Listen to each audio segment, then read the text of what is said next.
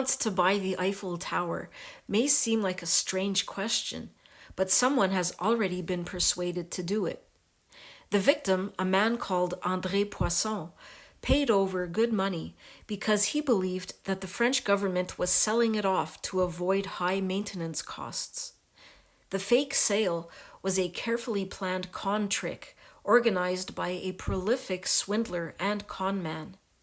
In the 1920s, con man Victor Lustig held a fake auction to sell the tower off for scrap. He was successful and escaped with the money. The victim was too embarrassed to report the crime, so Victor Lustig returned for a second attempt. This did not work out so well, and he had to leave the country again. He tried his luck in the USA, dying there in Alcatraz prison in 1947. During his time in the USA, Lustig even managed to con the notorious gangster Al Capone out of $5,000. Many of us think that we could never be conned, or that only stupid people would fall for a con. That's not true. Anyone can be fooled. There are so many different types of scams that it is almost impossible to be alert to all of them. There are few of us who haven't experienced the spoofing and phishing scam sitting in our email inbox. A spoofing scam is when the trickster sends you an email claiming to be from a trusted source, for example, your bank. Once they get you to believe that they are actually bank representatives, they will use a variety of techniques to get you to interact with them and send them money or your personal details, or get you to download malicious programs. Phishing and spoofing often go together. With phishing, you will be asked to log on to what you believe is a legitimate website and be asked to refresh or update your personal details. There are now variants of the phishing scam, namely vishing, which takes place over the phone by voicemail or voice over internet protocol calls. Another two phishing variants are smishing through SMS text messages and farming, when malicious code is installed on your computer to redirect you to fake websites. I have started with some examples of technology-based confidence tricks because these are the ones that most of us will be familiar with, but confidence tricks have been around for thousands of years. The oldest one is believed to be the shell game, which dates back to ancient Greece. 3 identical containers are laid down. Originally, they would be seashells, but they can be cups or bottle tops or any other container that could hide a small object, such as a pea or a ball. A pea or a ball or small stone or similar object is placed under one of the containers in plain sight, and the subject then has to bet money on whichever container he believes that the object is under. It looks like a gambling game, but it is a con because it is controlled by the operator and is based on misdirection and manipulation, like all confidence tricks. The shell game and similar types of confidence tricks are referred to as short cons because they tend to be carried out quickly with little planning or organization. Such cons are also sometimes called street cons because of where they usually take place. Other cons can be very elaborate, take place over a period of time, and involve large sums of money. These are long cons. Examples would be Ponzi schemes and pyramid sales scams. There are all sorts of confidence tricksters, and cons can involve almost any facet of our lives. Someone who tricks and defrauds others to gain an advantage over them is called a con artist, and their victims are called marks. Assistants to a con artist are called shills, who will often pass themselves off as disinterested and uninvolved members of the public. What I want to propose from now on is that this model of confidence trickery with con artists, shills, and marks is replicated in the world of dog worship. The bizarre belief system attached to dogs and largely believed by the public is one gigantic con. Con artists always prey on people's weaknesses, such as greed or loneliness, exploiting their gullibility and their willingness to believe. Any con always operates at the emotional level, overriding critical thinking or reducing the time for critical thinking. A convicted scammer who identified himself as Jim put it succinctly, writing that it's about emotion, not logic. He explained that his first objective is to get the victim into a fuzzy state when their emotions are stirred up and you don't know which way is up and which is down. Once the con artist has you in this state, it doesn't matter how smart or dumb you are. Quote, the two most powerful ways to do this are through need and greed, end quote. The world of the dog worshipper is one of emotion and blind, unquestioning faith. They are ripe to be conned. Those who desperately need companionship and a solution to their personal problems are operating through need.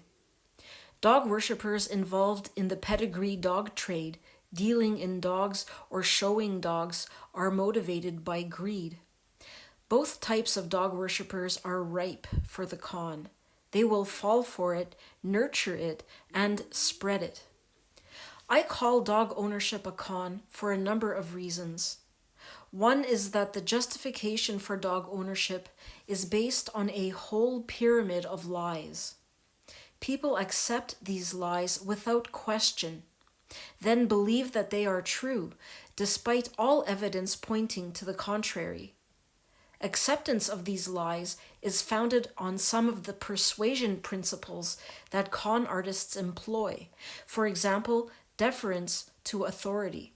Self-styled dog experts are believed despite making unsubstantiated or easily debunked claims about dogs. Dog worshippers also follow the herd principle, accepting that because everybody else has a dog, then they should also own one. Dogs are presented as fulfilling almost every desire or satisfying every want, and this is accepted without question. Another trick of the con artist is to use your kindness or goodness against you. Money-making scams can be linked to vulnerable groups or situations. This is the case with dogs. People are persuaded that dogs need rescuing and that they have actually carried out a rescue. But no one ever questions what the dogs are being rescued from, or if they are worthy of a rescue denied every other animal. Natural disasters are accompanied by appeals for money to save dogs. In the case of natural disasters, or in the case of a foreign government attempting to control their dog population, dog worshippers use another con artist technique. That is the time principle, the need to act quickly, to donate now before it's too late. Con artists use it to make sure that you don't have time to think things over, use self-control, and think rationally. This idea of using your own kindness against you permeates dog worship at so many levels. People are persuaded that dogs are good with children, that pit bulls used to be called nanny dogs. Dogs help children with reading. They help children develop immunity to many pathogens. They provide a friend and companion for children and are an essential element in normal, healthy child development. Although this is all false, it is aimed at using your kindness against you. Who wouldn't want the best for their children? And so you can be persuaded that you are an inadequate parent if you do not provide a dog for your child. The concept that dogs have the special gift of judging whether a person is bad or not is part of this element of the con. People want to be seen as good, so if a dog accepts them, they must be a good person. If your dog can determine the moral probity of strangers, then you can avoid contact with bad or immoral strangers and retain your essential goodness, all through owning a dog. As Jim the con artist said, it's about emotion, not logic. The confidence trick attached to the dog starts like many confidence tricks. People are offered something that is too good to be true, something that is in tune with their weaknesses, their needs, and their desires. Security experts will tell you that a common giveaway of a con is that it seems too good to be true. They will warn you that if something seems too good to be true, then it isn't likely to be true. If you saw an advert claiming that you could make $10,000 a week with only half an hour of effort and at no cost to you apart from a small monthly charge, you would be suspicious of such an offer because it would seem too good to be true. That is exactly how dogs are presented to us every day of the year. The claims made about dogs are too good to be true, but people accept them, buy dogs, and then aggressively defend their purchase, even after the dog dismally fails to deliver the promised goods. I can't provide an exhaustive list of the unbelievable abilities that dogs are claimed to possess, but I will give a short list of the characteristics most commonly claimed. This is what many people think they are getting when they buy a dog. They believe that they are buying an animal that will provide unconditional love under all circumstances, safeguard you and your family from danger and harm, rescue you from perilous situations like a burning building or drowning, solve your inadequacies, fears, and mental health problems, banish loneliness, teach your children to read, be your loyal friend for life, make you laugh and engage your mind, improve your physical well-being, lower your blood pressure, improve your social interaction and contact with other humans, identify undesirable people who might cause you harm, give you endless cuddles and snuggles, make you even more awesome than you are. If you believe that, then you will believe anything. When you buy a dog, you think you are buying a dream, only to get delivery of a nightmare. If someone gives you a dog as a present, it becomes the gift that keeps taking. The expectations attached to owning a dog are immense. The reality is much more mundane. In reality, your dog will sleep for most of the day, carry out biological functions, make noises, move around, and that's about it. Everything else exists in the mind of the owner. A very tiny percentage of dogs can be trained to carry out very simple tasks under the supervision and control of humans. This does not make them into a super animal. This reminds me of a simple newspaper scam from long ago. The newspaper advert read something like, "Send $3 for the miracle of the age, the world's smallest coat hanger. Take it anywhere, use it everywhere, guaranteed to hang your coat just where you need it." Excited people sent their money away only to get a nail by return of post. Now, if the fantastic claims about dogs hook you in and persuade you to buy one, why do so many people stick with dog ownership? Why don't they see through the con? One reason is the same one that stopped André Poisson from reporting that he had bought the Eiffel Tower. He was embarrassed. This often happens with cons. People and organizations don't do anything because of embarrassment and potential damage to their reputation. Just as there is an appeal to people's better nature and kindness when buying a dog, there are appeals to the same principles when people regret their decision. There is considerable pressure placed on people who want rid of dogs. Guilt and shame are liberally applied to someone who wants rid of a dog. Guilt is often applied internally. It is a difficult moral dilemma, realizing that you have bought an animal specially bred for your entertainment and you want to get rid of it. The dog has been bred to be killed, and that is a difficult decision for many people to face. Many people will strenuously defend bad decisions that they have made, being unwilling to admit an error of judgment, so the dog they don't want gets defended. Once the victim or mark has been hooked into buying a dog, then the cons multiply. If you have an animal that smells bad, sheds hair on your carpet, and introduces ticks, fleas, and mites into your home, then the logical solution is to get that animal out of your house. The dog con determines otherwise. If your dog sheds hair, then you have to buy an expensive vacuum cleaner designed to deal with this problem. If your dog smells bad, then specific deodorants designed to deal with this problem are available. If your dog sheds ticks, flea eggs, and other parasites onto your carpets and furniture, it is your duty to see that your four-legged friend is made comfortable after you purchase a flea collar or anti-parasitic chemicals. Most of these adverts appeal to your kindness and generosity.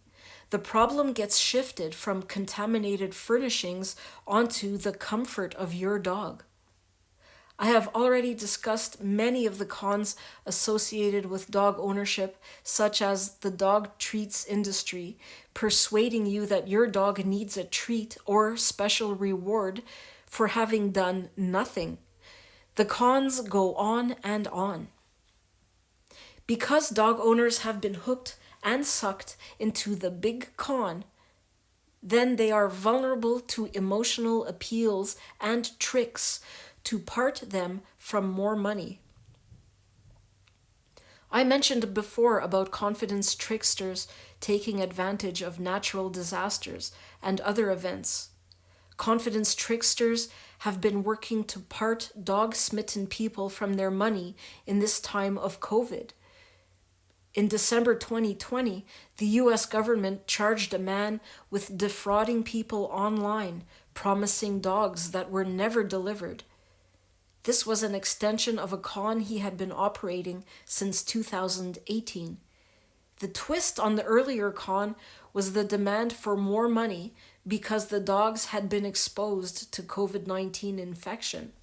In mid-2020, the Huffington Post published an article with the following headline: Coronavirus sees pet scams treble as Brits are sold animals that don't exist. The article described a variety of different scams, including non-delivery of animals, exorbitant delivery charges attributed to COVID-19, delivery of sick animals, and a variety of other scams taking advantage of emotionally invested and emotionally vulnerable people. These are further examples of how many dog worshippers are willing to believe almost anything in relation to dogs. Another article on the subject by Sophos, the security firm, had the following to say on the subject. Riddle: what do you get when you cross the COVID-19 quarantine with bored kids, heart-melting online ads for floppy-eared spaniel puppies, and online ordering? Answer: an 85% chance of paying big bucks for the dream of a dog that's going to go poof. The Better Business Bureau, or BBB, last week raised the alarm on what it says is a spike in online puppy scams it's seeing now that the pandemic has so many people stuck at home, wistfully imagining that it's the perfect time to train and bond with a little fluff ball. According to the BBB, nearly 85% of people who post pictures of puppies online are just trying to scam you. Richard Epstein is Is it Epstein or Epstein? President of the Better Business Bureau, BBB, said, "There's no breeders, there's no dogs. The whole thing is a setup to get your money. By the way, there are no breeders, there are no dogs." What is up with this current trend of people messing up their subject-verb agreement? And this guy is the president of Better Business Bureau? My 8-year-old has better grammar. Anyway, IPATA, International Pet and Animal Transportation Association, provides a brief and concise summary of common pet-related internet scams. I will put the link in the description for you. Selling non-existent dogs is a common internet scam, as is selling sick dogs or mislabeled dogs. In common with all confidence tricks are those associated with dogs playing on people's weaknesses and emotions. Since dog owners have been hooked by the dog buying con and have beliefs about dogs that are based on emotion rather than logic, they represent a prime target for any emotion-based trickery. Cons around pedigree dogs will often involve greed because a lot of money can be made from representing an animal as belonging to a highly desirable breed of dog. There is a famous type of con called the pedigree dog, which illustrates this appeal to greed. The con is set up when a man walks into a bar with a dog on a leash. He asks the barman if he can leave his dog with him for a few minutes while he takes care of a quick errand. Moments after the dog-owning stranger leaves, another man walks in, spots the dog, and claims to be an expert in dog breeds. Because the dog is such a rare breed, the expert offers to buy the dog at top dollar. If the barman falls for the con, he will offer to sell the dog if the expert returns later.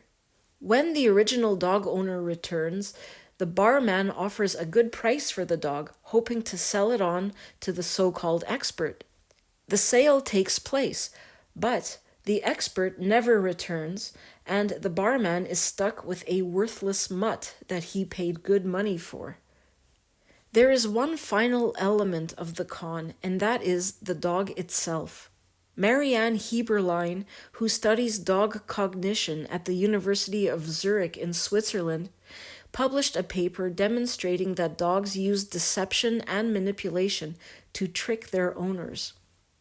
I would have thought that deception was an obvious benefit to predatory and scavenging animals in order to obtain food, get the main share, and to protect their food.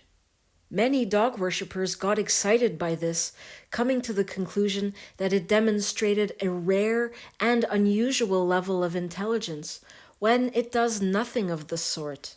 Dog worshippers had to square the circle on this one, because they usually claim that dogs are faithful, loyal, loving, and unselfish. Deception doesn't fit in with this idealized, faulty view of dogs. Many dog owners will write or talk about how their dogs con them to gain advantages in food and comfort. They will describe how their dogs make their lives difficult and limit their lives. But they twist this around to make it into a praiseworthy attribute. They will even say that this is why they love them. They are not only being conned, they are complicit in their own manipulation. In a book entitled The Truth About Dogs, Stephen Budiansky relates memories of how he has been manipulated over the years by a succession of different dogs. He has the following to say, quote, "Dogs have got us exactly where they want us, and we, idiotic grins fixed to our faces, go along with it all. If we can manage to don our unsentimental evolutionary spectacles, dogs loom large as a huge net biological burden upon mankind, competing for food, diverting vast economic assets in the form of labor and capital, spreading disease, causing serious injury. Dogs may not quite reach the perfection of the cuckoo in their parasitism on human society. They have not quite displaced human children, at least not in most households, at least not yet. But it is striking that dogs in the United States bite 1 million people a year seriously enough to require medical attention, most of them children. Dogs actually manage to kill 12 people a year, again, mostly children. This paragraph needs updating. He claims that 12 people a year are killed by dogs, when the USA average of dog bite deaths is currently around 40. When we add in rabies deaths from dogs, the worldwide death toll is at least 60,000 per year. Insurance companies pay out $250 million a year in claims arising from dog bites, with total costs to society estimated at more than $1 billion. Surprisingly, after writing this, he devotes the rest of the book to describing his love and admiration for dogs. All I can do is quote Jim the Con Man again to say, it's about emotion, not logic. If it was about logic, then the future would be dog-free.